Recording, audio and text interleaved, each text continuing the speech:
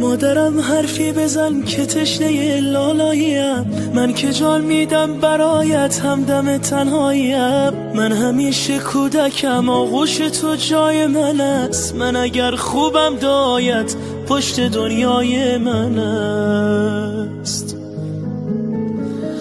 بوسه بر دستان گرمت میزنم شاه دلم، با حضورت خانه روشن میشود ماه دلم. هرچه میخواهد دلم پیش تو پیدا میشود، این همه خوبی چجوری در دلت جا میشود.